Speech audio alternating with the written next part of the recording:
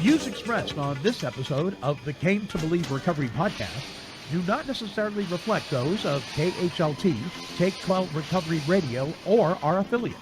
The opinions on this episode should not be taken as medical, psychological, or professional advice and are those of the host, co-host, and guests. KHLT and Take 12 Recovery Radio are not affiliated with any particular 12-step fellowship.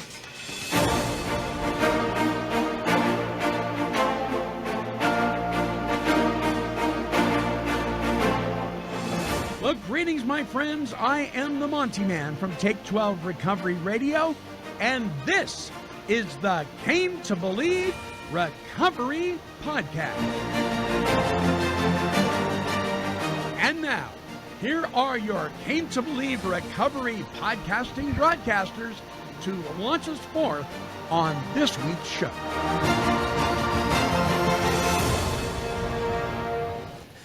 Well, hello, everyone. Welcome to the Came to Believe Recovery Podcast. I am Alicia, and I'm here with Monty, the Dancing Man, and Tom Williams. It's been a while, guys. Woo! It has. It has. 3 weeks? 2 must- weeks? 3 weeks.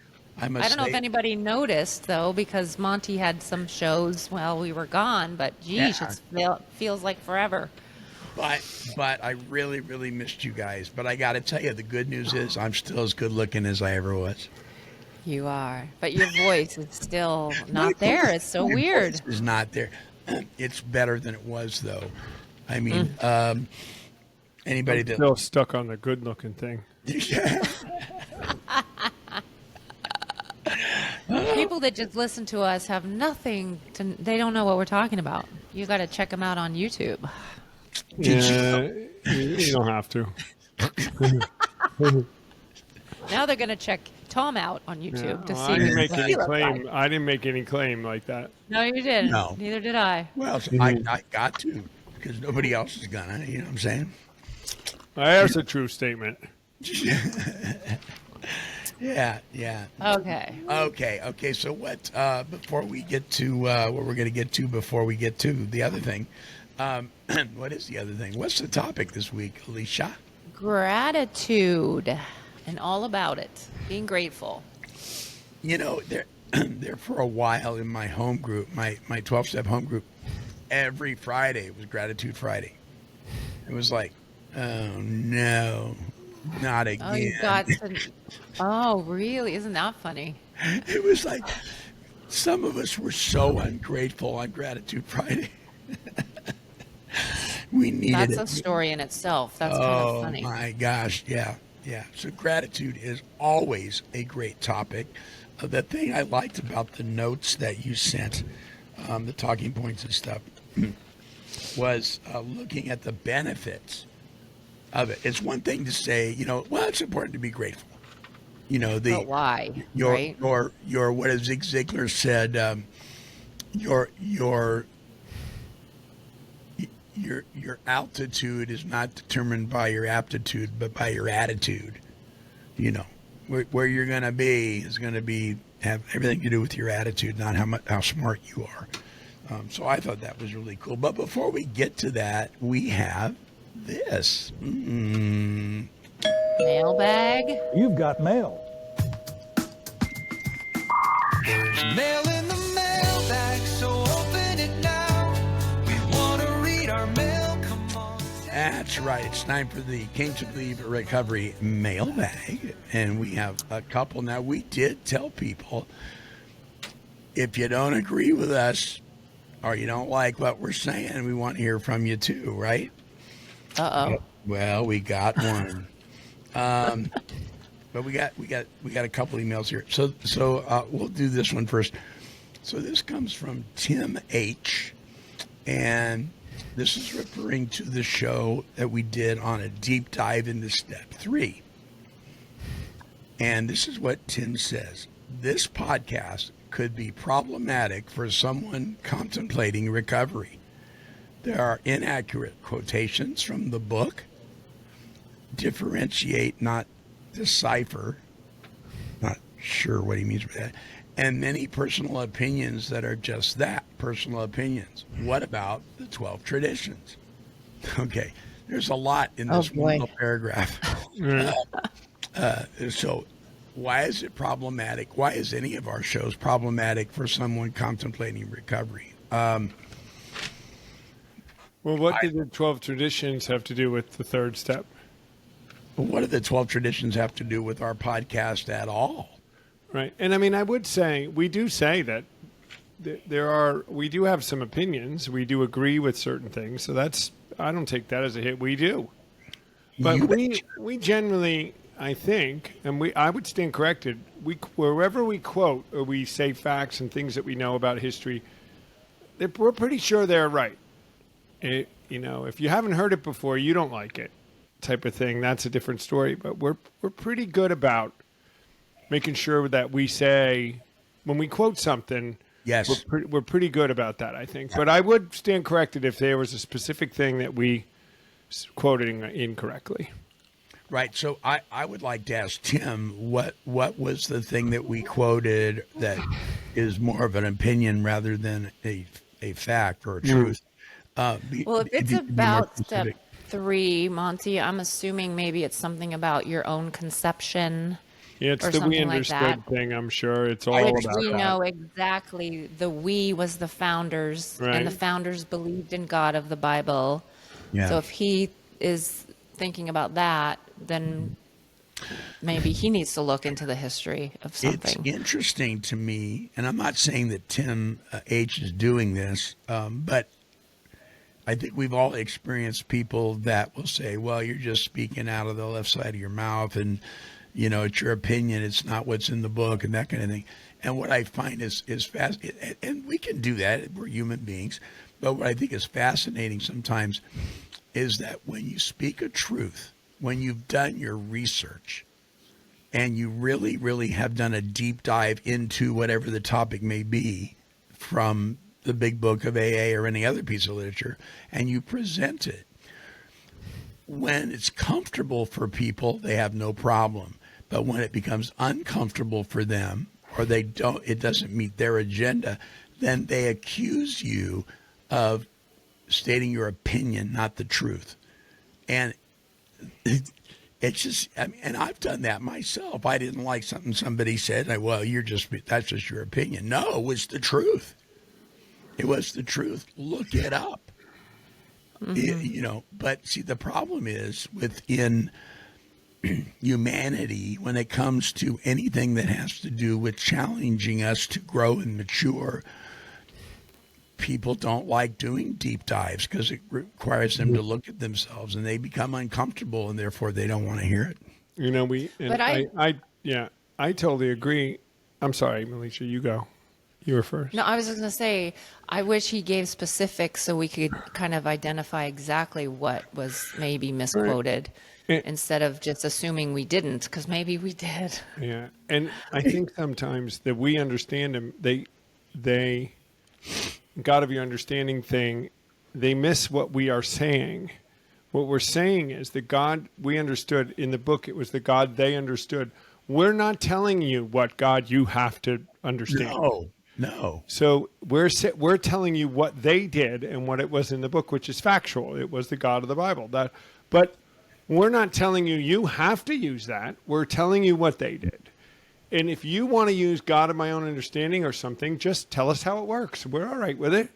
Yeah. But I think sometimes that's a conception too, is that we're putting this on people and telling them there's no wiggle room to this. And then they completely ignore my conception talk on what they meant by using your own conception, because they were separate things. But very interesting. And I hope you're listening, Tim, and write us back. We're not adversarial. We want, if you're asking the question, so are others.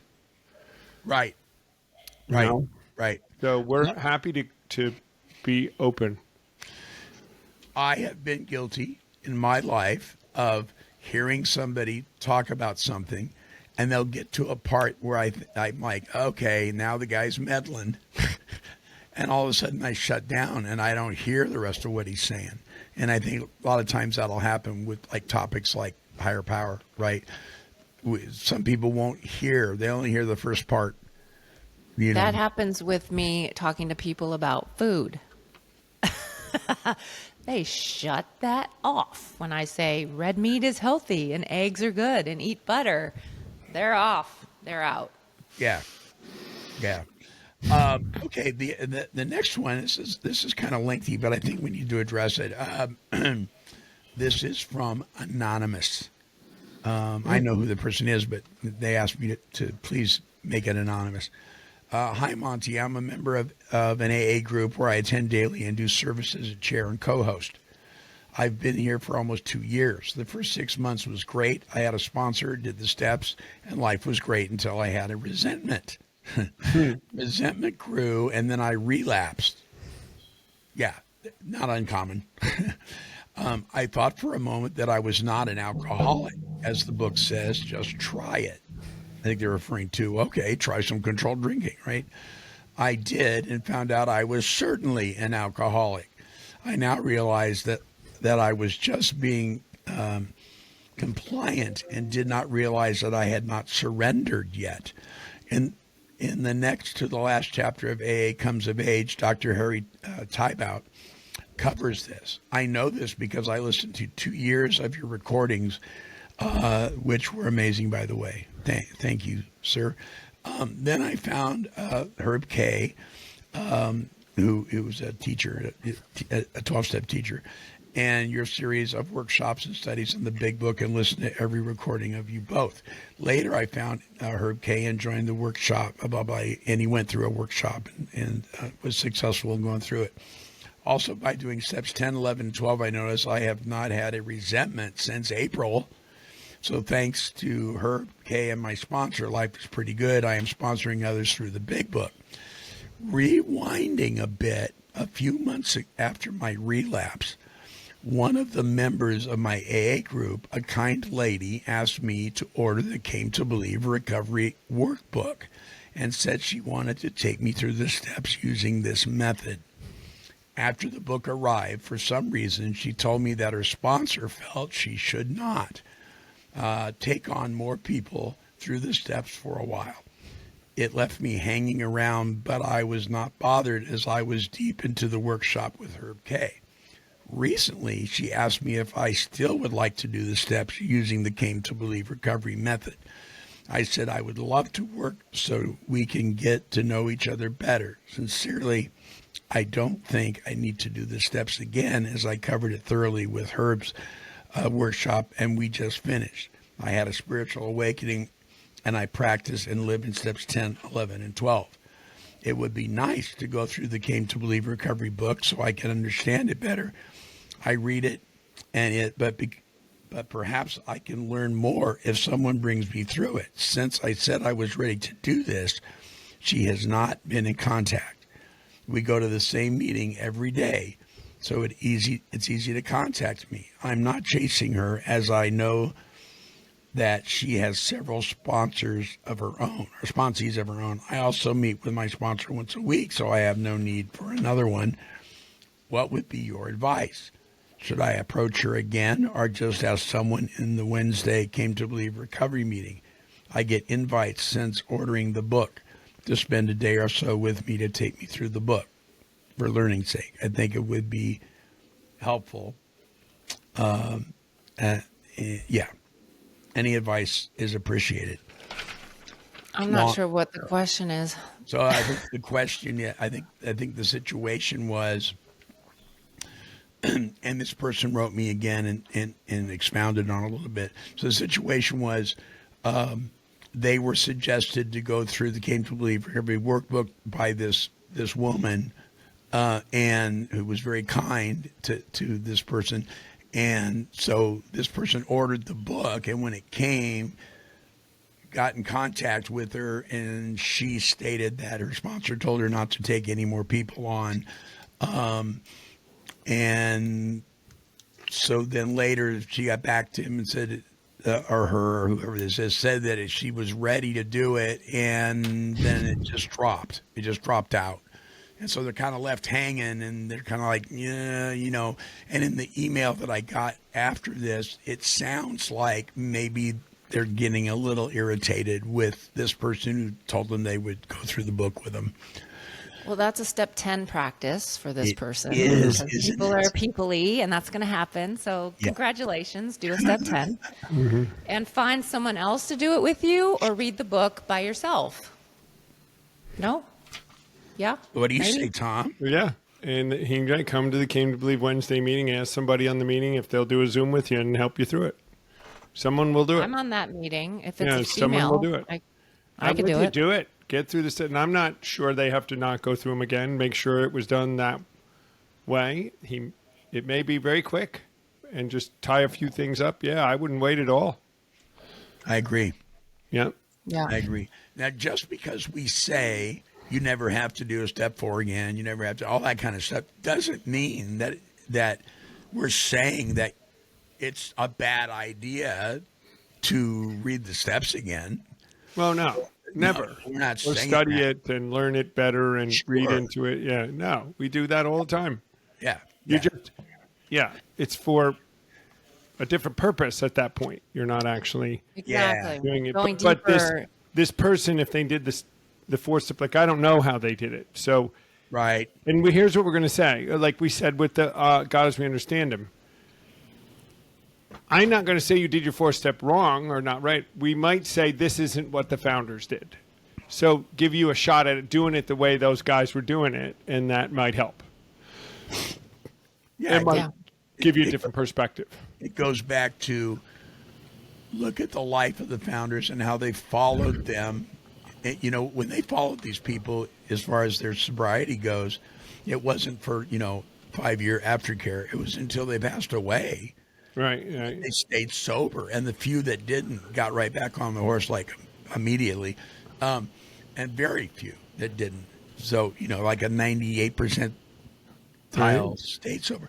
So if you want what they had, you might want to consider doing what they did.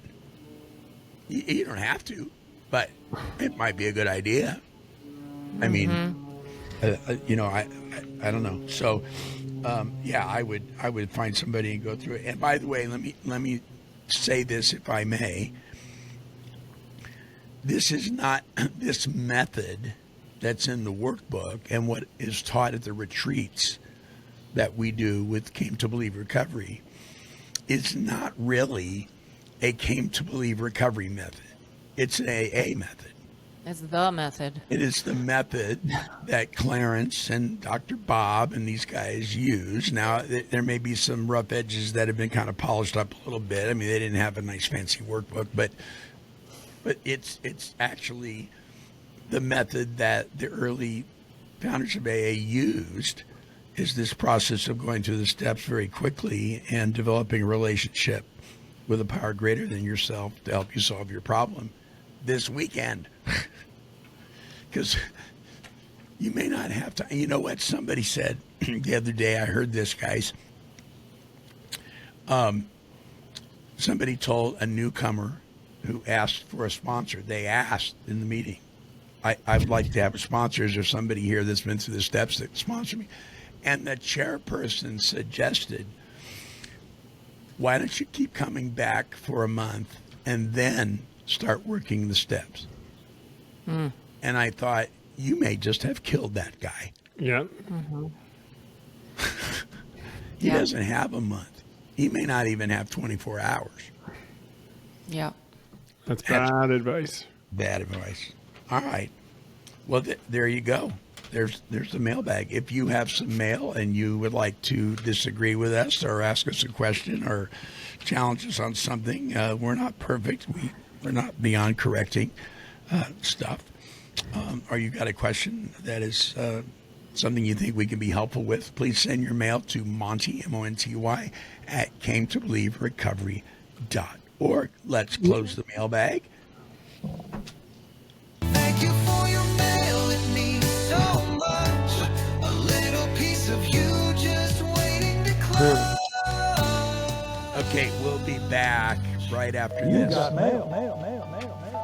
with the topic gratitude. Came to Believe Recovery provides essential spiritual tools needed to recover from a seemingly hopeless state of mind and body. We strive to create and promote opportunities for life-changing spiritual experiences for individuals and families suffering from all forms of addiction.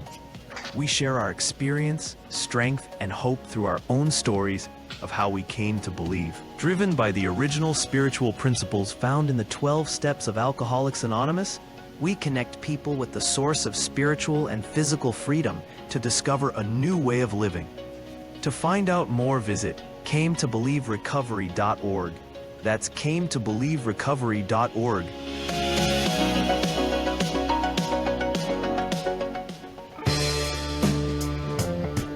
Hey everybody, this is Coleman from KHLT Recovery Broadcasting, and you're listening to the Came to Believe Recovery Podcast.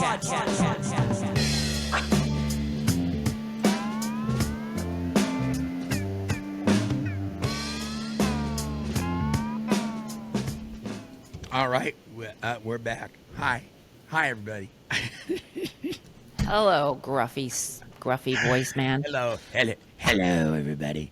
I could be the Wolfman if I wanted to be. Yeah.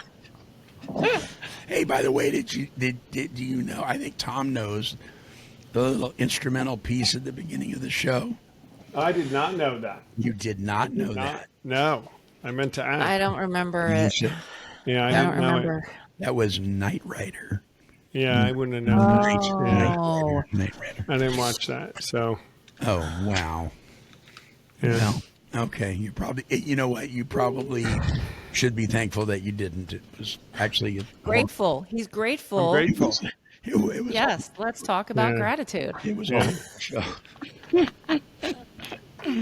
All right, Alicia, launch us forth. All right, so let's talk about gratitude.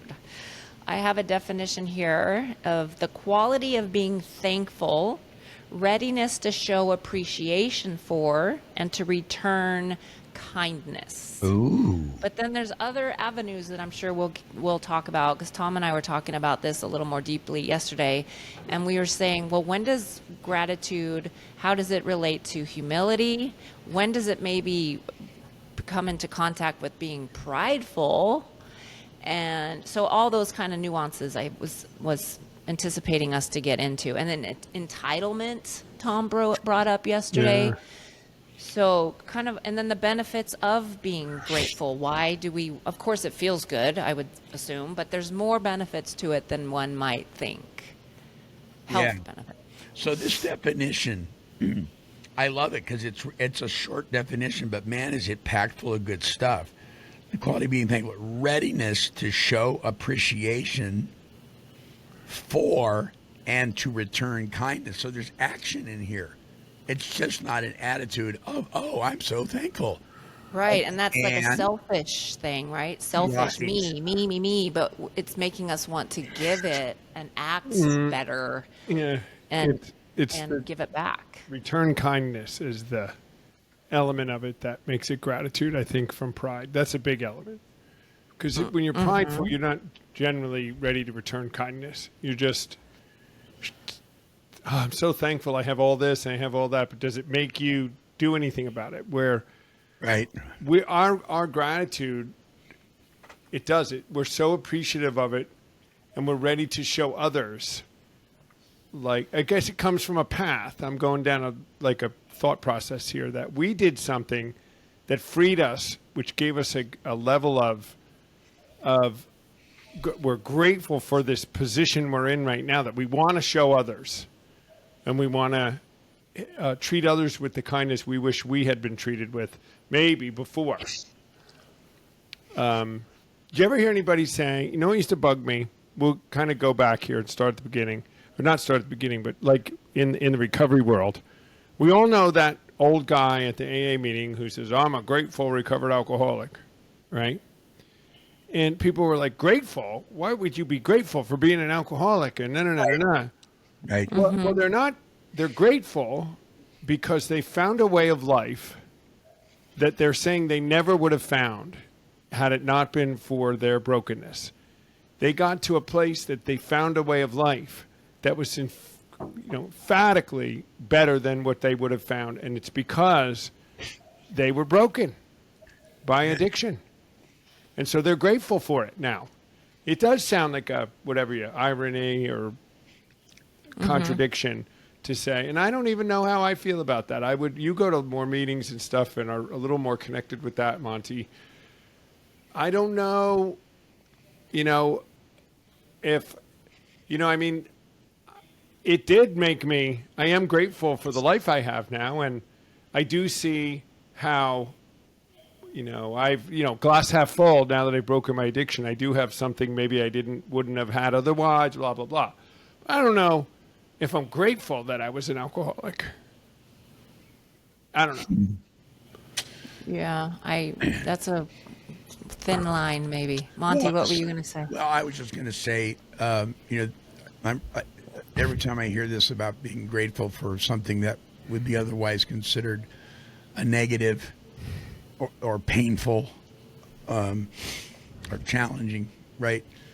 I get it why people, especially people that haven't experienced the freedom we have, why they say, I don't understand how you can say you're grateful.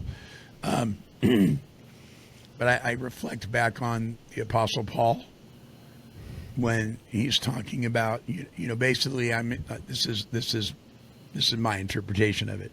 Hey guys, listen, you're complaining about all your frailties, all your weaknesses, all your shortcomings.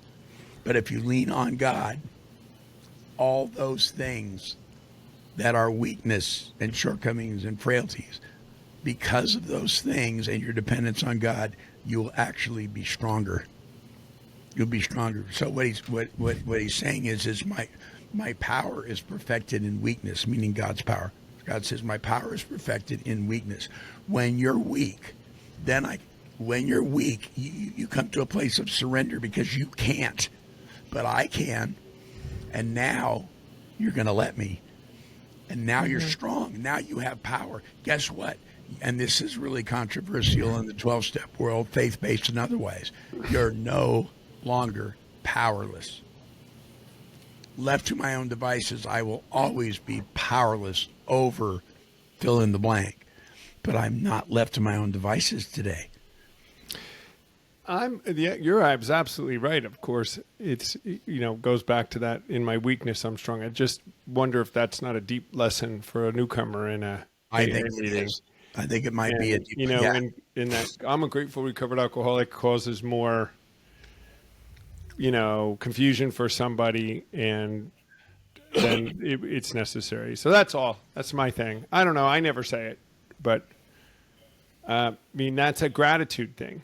I think there's something in there. But it could be just that they're like, I don't know if you probably used to say it in another meeting that I was going to years ago because everybody else said it. But I think, for myself, I can say I'm kind of with Tom. Like, I'm not grateful I had alcoholism and eating disorders and I abandoned my kids and all this stuff. But because of those experiences, I am now traveling with you guys and able to talk to people that have had the same problems. And I'm grateful for that, because if there's no one to talk to them, then they stay in their struggle. But we can relate in an honest way. So I'm grateful for that. But I don't know if I could go to the point of saying I'm grateful that I had addiction for 3 decades, and I don't know about that. So think about it this way. My greatest defect has now become my greatest asset. So what I'm saying there is my greatest defect, it isn't the way my body responds when I put alcohol in it. That's not my greatest defect. Right? That's a whole other thing. My greatest defect is that I depend on self. I'm self-centered. I'm all I think about all day long. And when I'm all I think about all day long, I put God over here. So my greatest defect is my lack of dependence on a power greater than myself. I'm self-sufficient, don't you know? But because of that, I've had to learn some pretty hard lessons. And now my greatest defect has become my greatest asset because I recognize today how dependent I really am on this power. And now it's my greatest asset. And if I look at it that way, I can live out gratitude. It's kind of like that thing where people say, I'd rather see a sermon than listen to one any day. When we live in an attitude of gratitude, which means, I think, readiness to show appreciation and to return kindness, when we live like that, people know, they go, what is it about that guy or gal? Well, you know what? They're grateful. You ever notice how grateful they are? Huh, they've never said that. No, but look at their life. When they're sicker than a dog, laid up in bed, they're still laughing and joking around. When they go through trials, they're still helping other people. They're still sharing their experience, strength, and hope and giving away what's been given to them. They're obviously a grateful person. And it's really hard to keep a hold of a resentment when you're practicing gratitude. I think it's impossible, actually, to hold a resentment and grateful at the same time. I mean, you can't. They don't mix. Right? You can't hold that same thought because they're opposite. Yeah, it's very closely aligned to humility, I think. Oh, yeah. And it makes me not take anything for granted. So turning inside, it's always, I'm grateful. Look, I'm grateful that I have the answer, I think, and humble that, it wasn't because of my doing. I think that's the lack of pride part of it, because I don't really give myself credit for this.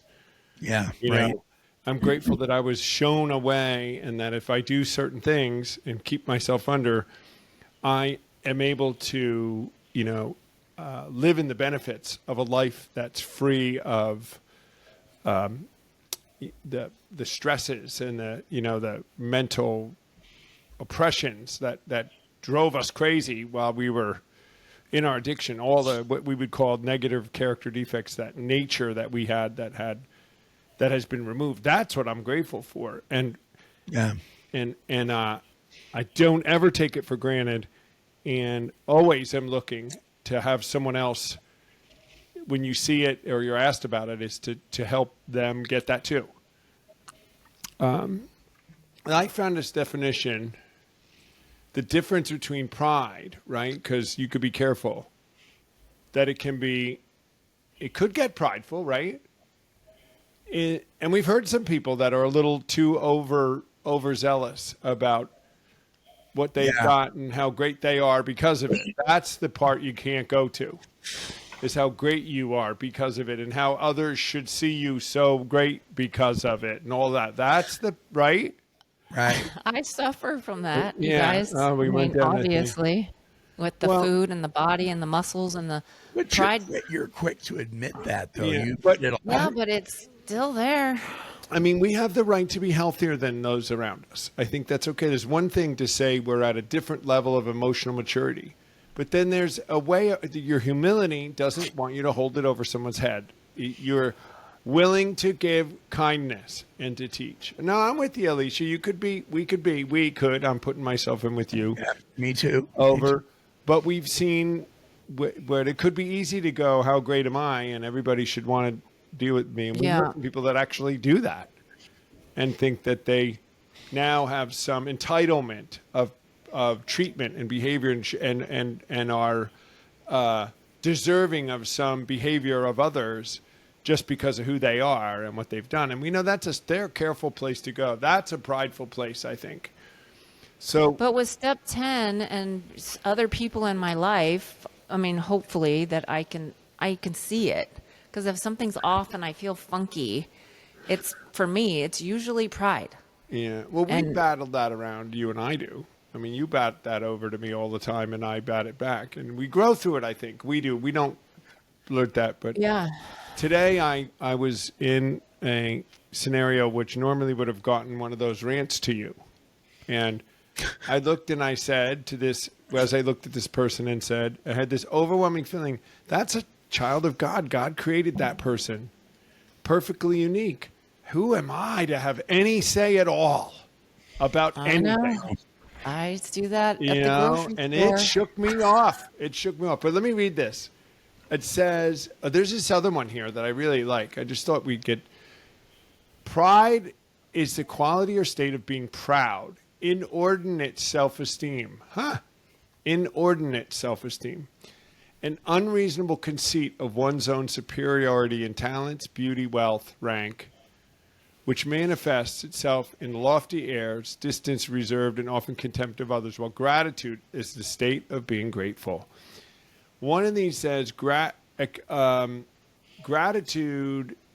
pushes people away. I mean, pride pushes people away. Gratitude draws people in. That make it? I mean, a grateful attitude is attractive. A prideful attitude is not attractive to people. Right. And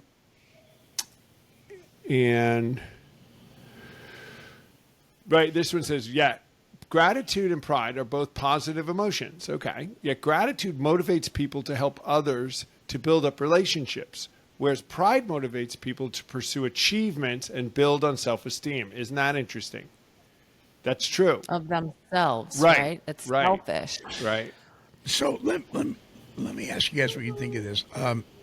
I have, this is just something that I have told guys that I've worked with over the years when I was working at Team Challenge, when I sponsor people, and I've gotten some pushback about it, and it's made me reconsider it. I'm not saying that I think I'm wrong. I'm just not sure. And this is what it is.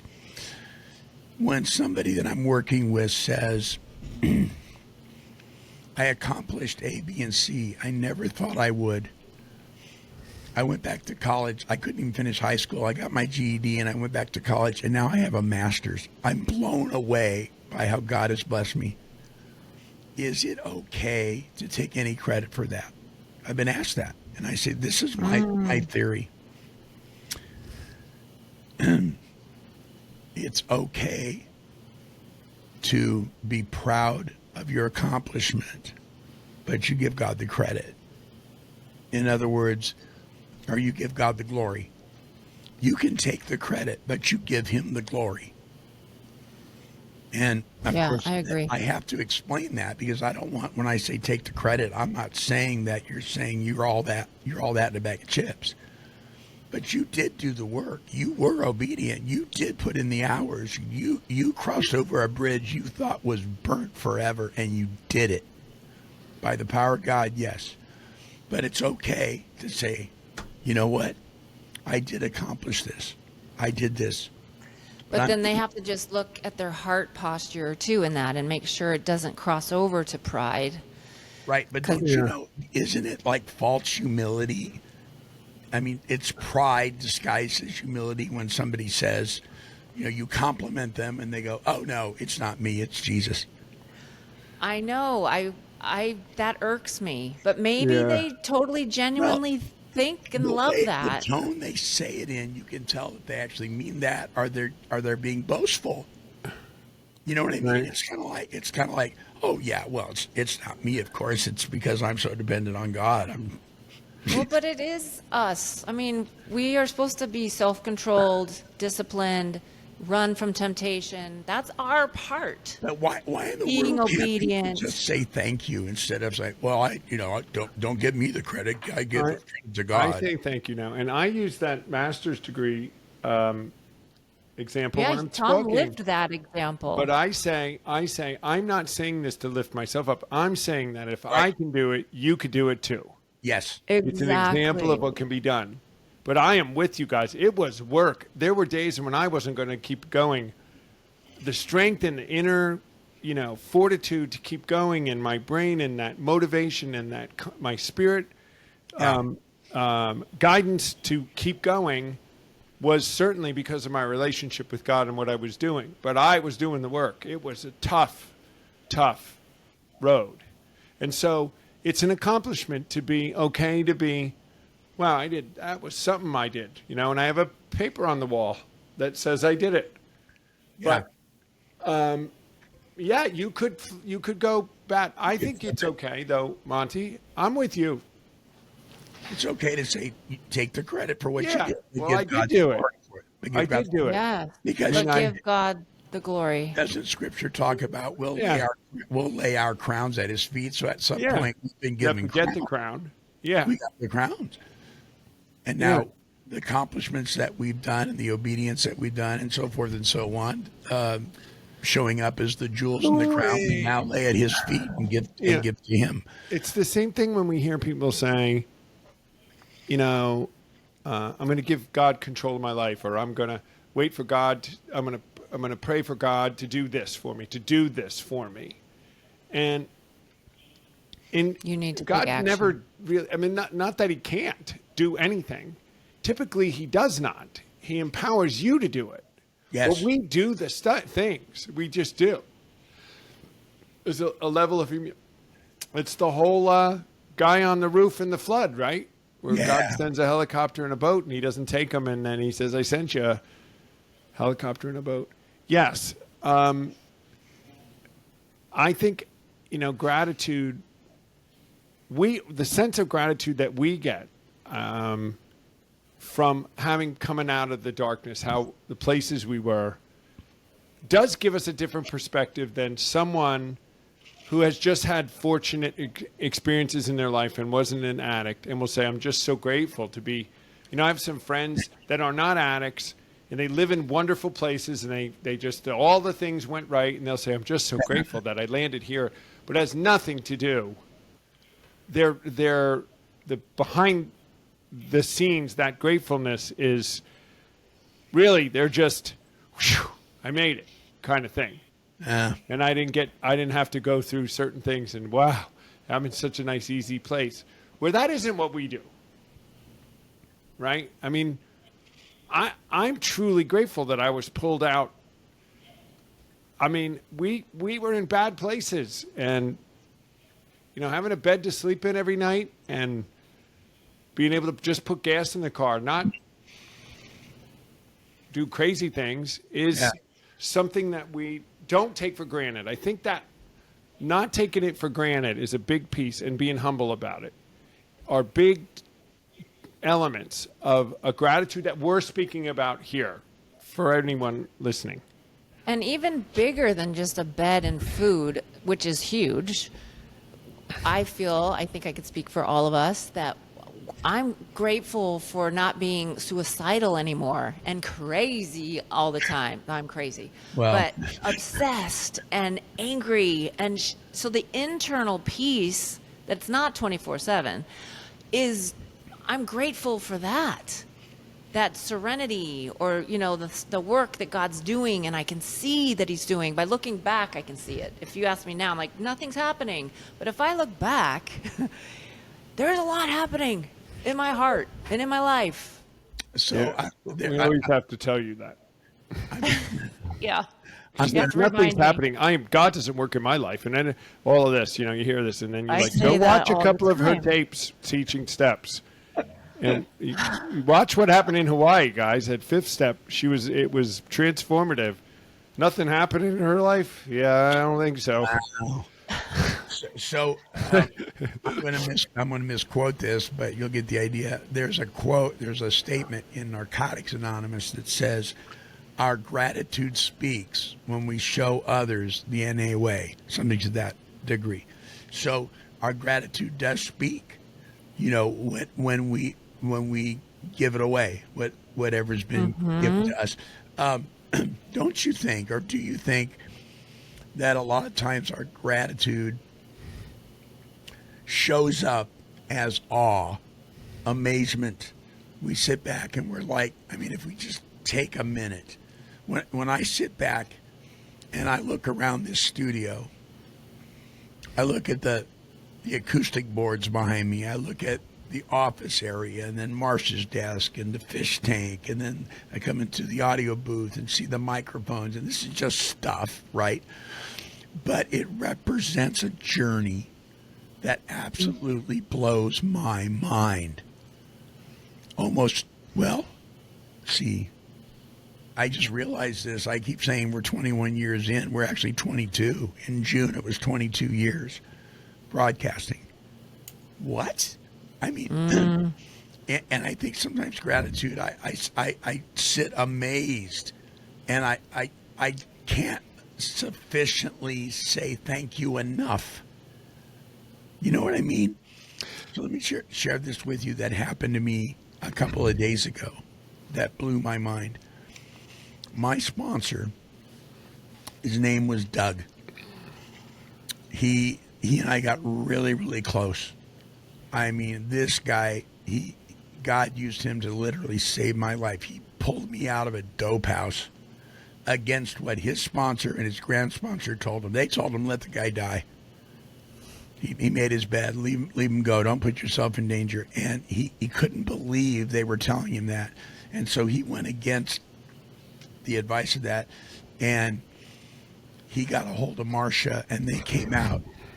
And they pulled me out of that house, and they took me to treatment. Now, I was only in treatment for 3 days because they wanted me to talk to rocks and crystals and all that kind of stuff. But it got me to a safe place. If that had not happened, I would not be alive today. I was in such bad shape. I owe Doug a debt of gratitude. I mean, I will always be grateful for that man. He took me through the steps in the book, helped me to reestablish my relationship with Christ. The guy, I mean, I can't say enough about him. But something happened to Doug. He went through a really, really rough time, and he ended up going back out, going to prison for 6 years. I mean, it was horrible. And we lost contact, and he was upset with me and other people in the program and so forth and so on. And I've been kind of keeping my eye on where he's at, you know, and maybe someday we'll reconnect and we'll be able to reconcile our relationship, and because we were really, really close. He called me 2 days ago. He's in Phoenix. He's got a taxidermy service. He makes props for movie studios. I mean, he's very, very popular in that area. He called me. It was just like we picked up where we left off. This was my sponsor of many years, and this is what he asked me. He said, Monty, I need a sponsor. Will you be my sponsor? I'm getting chills right now, I think, talking about it. I was like absolutely blown off my chair because he told me something one time years ago. He says, be careful who you're mad at. You may end up being their sponsor someday. That was when he was healthy, right? Mm-hmm. I remembered that, and I told him that, and we had a good laugh. And all the stuff that happened, it's all water under the bridge that has dried up and does not exist anymore. I sat in my living room, absolutely, when I got off the phone, absolutely floored and grateful. And I was in awe. So I said all that to say this. Don't you think sometimes it's a feeling of awe and amazement what God has done? Yeah. Absolutely. My awe is a big part of it, that need to return kindness. That's the heart behind gratitude, Monty. You hit it. It's your awe of how could this have be, and this this just honoring of this ultimate knowing that maybe we didn't deserve it based on what we did, right? This is a grace. The biblical definition of gratitude is just that, Monty. It's the awe of the grace that's been extended to us. That's what it says, that we've been extended grace. And yet, when Jesus showed up after his crucifixion, and he talked to the disciples, and then he ascended into heaven, they stood there in awe, almost paralyzed, and an angel had to say, hey, wake up. We got work to do. Right. What are you doing standing around here looking in the clouds? We got work to do. Let's get moving. So at some point, we have to go, okay, what are my marching orders, God? Right? Well, certainly. I mean, it makes our marching order, it gives us a commitment, a determination to our marching orders with that awe to say, let me go out and do my best to honor this gift and that I've been given in this life that I have now. How can I best honor it? Yeah. Yeah. It's a thing. I think it's deeper than just the word. I'm glad we did this today. We could do another one of these. I don't think we even touched half on it.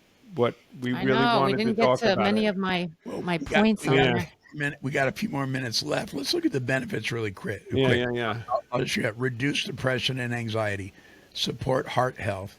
It relieves stress. It improves sleep. Man, that is sleep one. When I lay my head down on my pillow at night with a heart of gratitude, I go right to sleep. And I'll change really quickly and go, you know what, Lord, I can't do this. You've always done it. I'm giving it to you.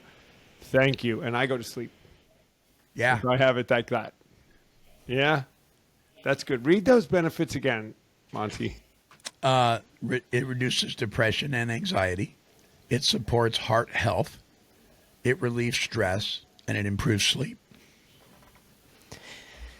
And to know it's a practice, right? Because I would think if I heard that and I was new to all this stuff, and I would say, well, if I say one thing I'm grateful for, then my anxiety is just going to go away. Oh, yeah. That's good not what we're point. saying. Good point. It needs to be a practice. It has to You be need grateful to get heart. in the routine. Yeah.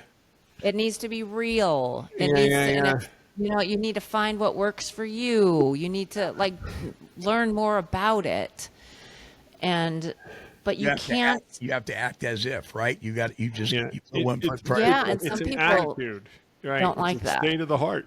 No. That's a good point, And if you Alicia. don't have it, pray for it. Yeah. Pray for God to pour that love into your heart and continue. Don't just pray it once and say it didn't work.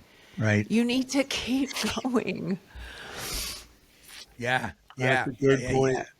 Yeah, that keep going thing, well, I already prayed that and nothing happened. Listen, so we have a new front porch in our house as of a few years ago.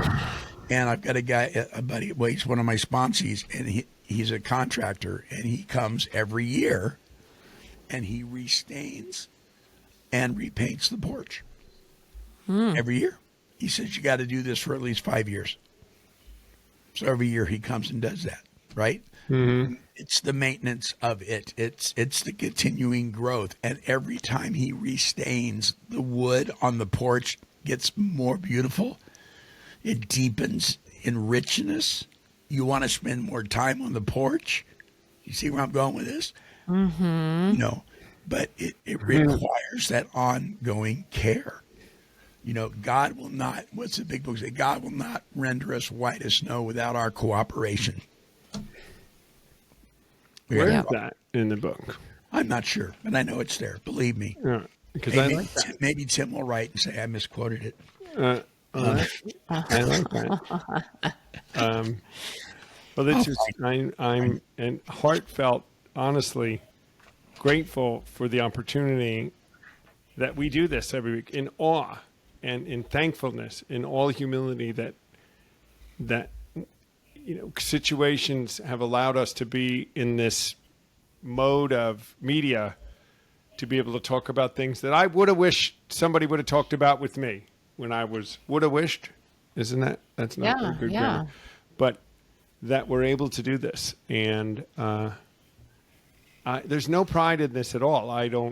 We don't get a thing for doing this, right? Except for if we get a good mailbag. And oh, by the way, yes, you can send us your complaints and everything, but you can also send a report that says, Compliments. and not to us. I'm even grateful. Yeah, I'm not grateful, to us, to the subject to be talked about. Right. Yeah, but I'm grateful that people would even email the negative stuff. I think that means they're engaged. That means they're listening. Yeah. That means we can grow or they can grow. Or I'm grateful for that, both of them, positive and negative. Gratefulness is glass half full. There's traffic in New York. I can't believe there's traffic. Well, in what day was I able to go there and do whatever I'm doing?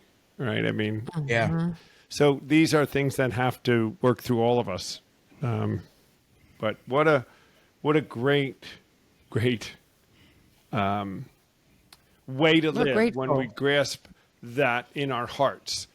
And when we move into right side living, which is the right side of our inventory, asset side of the list, guys, and we work our way into that and live towards it, it's impossible not to become humble and in awe and grateful and just,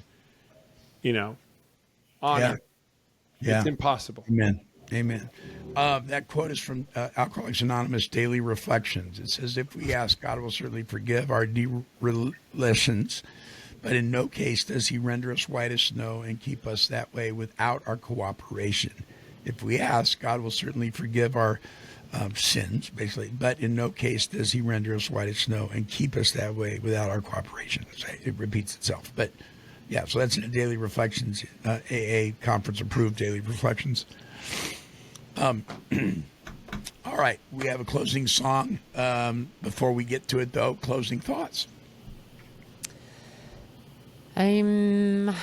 Ask yourself and see if you have a grateful heart, and where can you improve upon that. Maybe start a new habit of writing something down. Maybe I have a friend who texts 3 things she's grateful for every day to a friend. That's great. But find something that is a routine that you can get into, and if it doesn't work, try something else to just kind of gauge where you are on your grateful scale. Tom? I like that. I would dovetail. I think that's how we grow it. As we're growing, we tend to look at what's not going right. Looking at gratitude will have us look at what is going right, and we must be focusing on what is going right, and develop that grateful heart. It's the grateful heart that we need, not the words. Amen. Amen. Good point. So I will say this. I got to tell you guys, I have really missed you two. Really missed you two. You miss me more than him, right? Not when I was eating ice cream the other night. Oh, then you really didn't miss me. Actually, I wasn't eating ice cream the other night, but so I'd say that. But no, I really did, and I got to echo what Tom was saying about being grateful for this, what we do here at the podcast. It is something that I absolutely cherish every week. I just love it.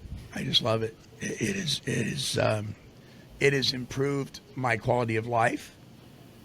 It has helped me make 2 new friends that I feel very close to, that I know I can trust. There's so much, right? There's so much packed into this whole thing, and I'm so grateful to the Lord for allowing us to get together and do this every week, and hopefully somebody will benefit from it and be helped by it. I don't think there's any greater way to show our gratitude than by giving away this wonderful stuff that has been given to us by our good Lord. And we got to keep doing it. We got to keep doing it one way or another, right? In one fashion or another. You know, I was telling somebody, well, it was my new sponsee that was my sponsor. I told him, I said, look at, I came to a place with Take 12 Recovery Radio where I knew God was saying, not audibly, but in my heart, he was saying, listen, this isn't yours, this is mine. And I could turn the page any time, and you got to be okay with that, right? That is true. But even if the page turns, we keep giving it away in some fashion. And I just love it. I just love it. So I just love you guys, and just thank you for being part of my life. Thank you. Yeah. This song is, where's my notes? Oh, okay. Well, it's called Grateful. It's by the worship band Crossroads Music. Really listen to this. Close your eyes maybe and just kind of soak it in, folks. And we'll be back with my closing thoughts and closing out this show, this episode of the Came to Believe Recovery Podcast. Here's Crossroads Music with Grateful.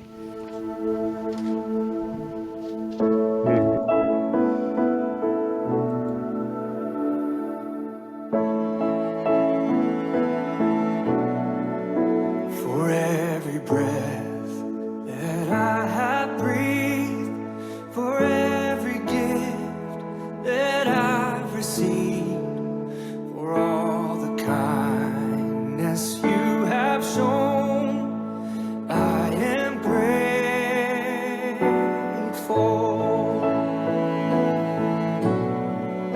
For all the comfort I have felt when you alone have been my help, for the strength when battles rage, I am grateful.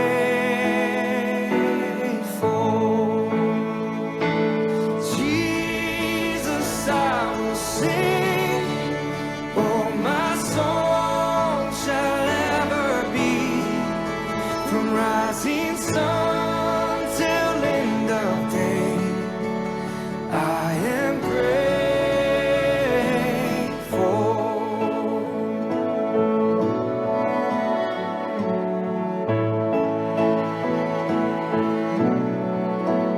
For the hope through all the loss, knowing well you hold it all, and for the promises you made, I am grateful. For the healing of my hurt, for forgiveness at my worst, for the debts that you have paid, I am grateful.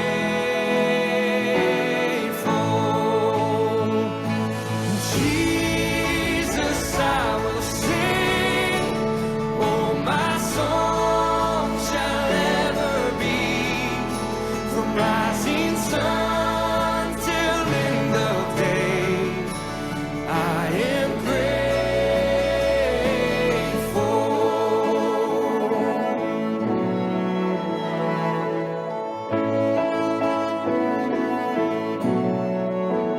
For the cross on which you died, for the grave from which you'd rise, that I now stand set free and saved, I am grateful.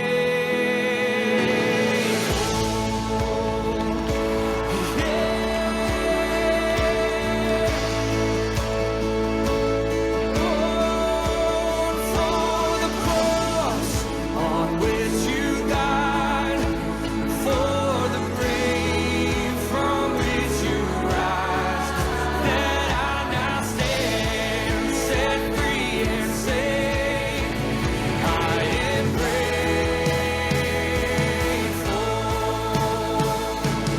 Jesus, I will sing, and oh, my song shall ever be, from rising sun till end of day, I am grateful.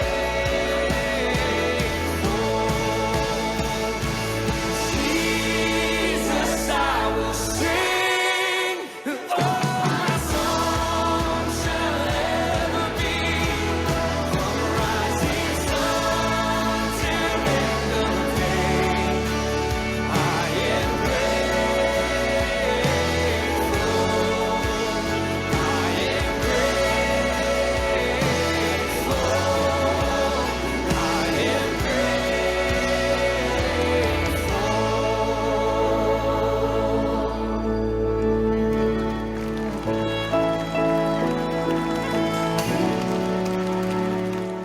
As we wrap up this episode of the Came to Believe Recovery Podcast, I'd like to leave you with this.